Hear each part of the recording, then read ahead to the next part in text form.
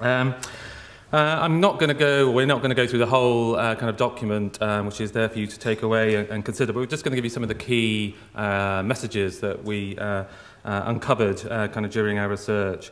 And as Ailbhe said, in terms of why we did it, I think as the NLGF we wanted to take stock. We're often put in the position of having to represent the community in kind of different fora, and we really wanted to get a picture of what the community is currently thinking, what they think is the main issues that they're concerned with. And I think, again, people have pointed out that there was a great deal of uniformity amongst our diverse communities about what was important for them currently. If we can the next one there.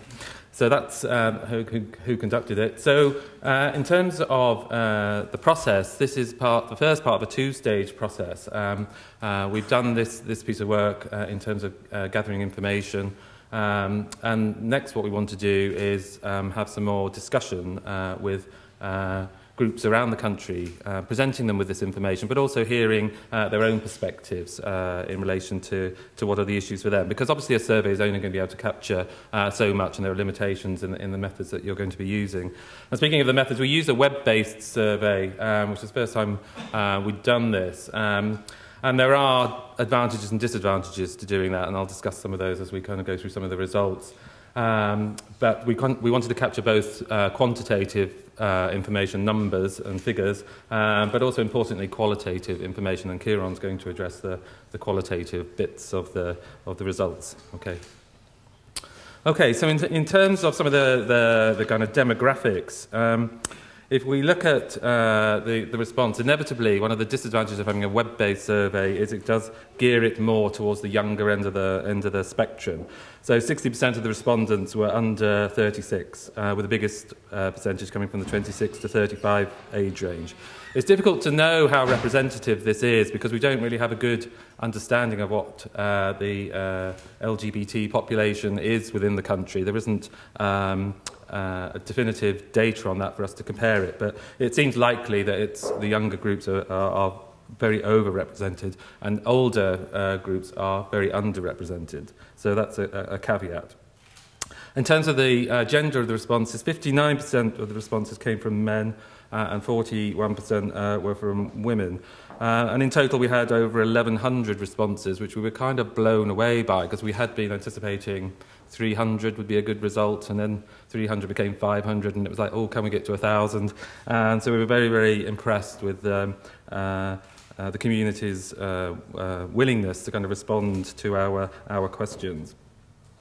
And in terms of the country of origin, 87% of the responses came from Ireland, and the number of non-nationals who completed the survey was about 13%. And nationally, at the last census, there was about 10.4% of the population were identified themselves as non-national. So it kind of ties in pretty well with that.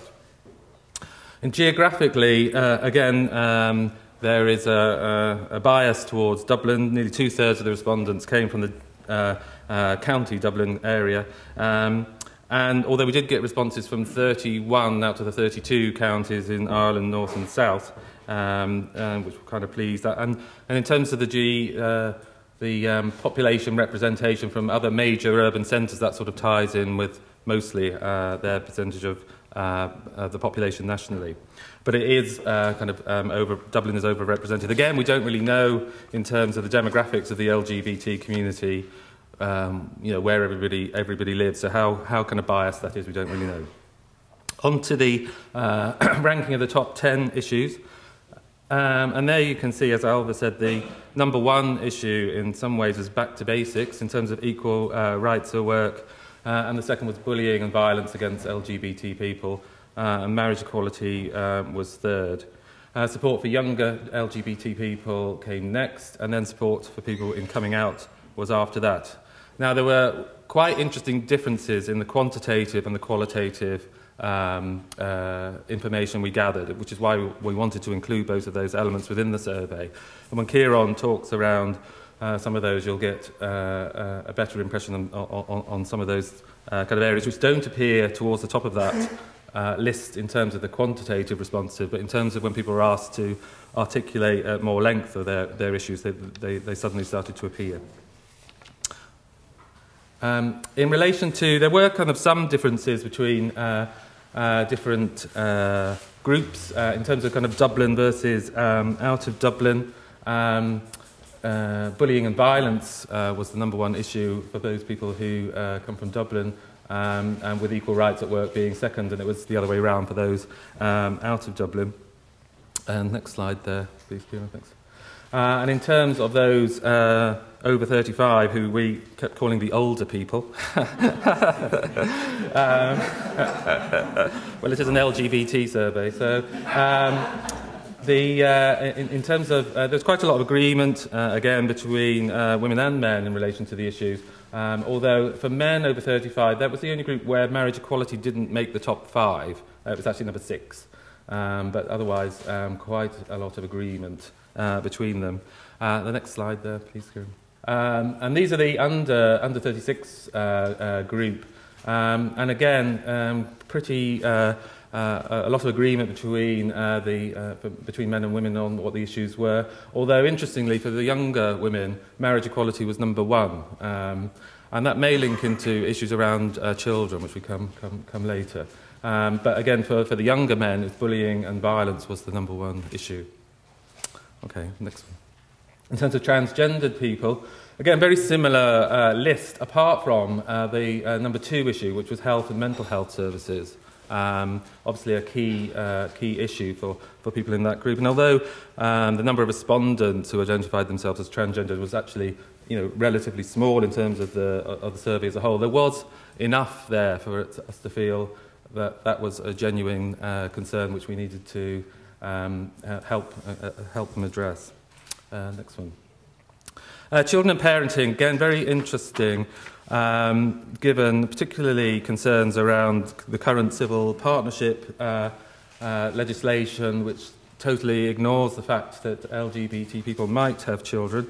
And in fact, quite a lot of you do, it seems, because in relation to those over 35, which would be the age at which people tend to have children now in Ireland as a whole, or the 30 to 40 kind of age groups when people start to have children generally now, something like 40% of the women and 16% of the men had children. And a lot of issues, and I think Ciarán will address them in some of the things around the feedback on the qualitative responses, a lot of anger around the way children have been kind of ignored in the current proposals for legislation, and also the whole issue of the rights of those children being not accounted for in what was being proposed. But Ciarán will say more of that.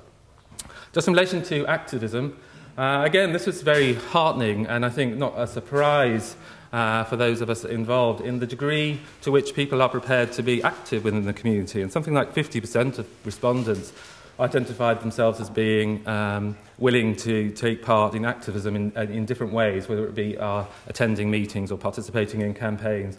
And we can see, certainly in relation to the issue around marriage equality, the fantastic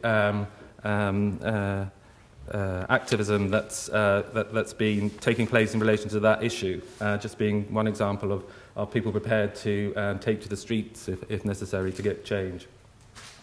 Okay, I think that's me done, so I'm going to hand on to Ciarán, who's going to talk about the qualitative parts.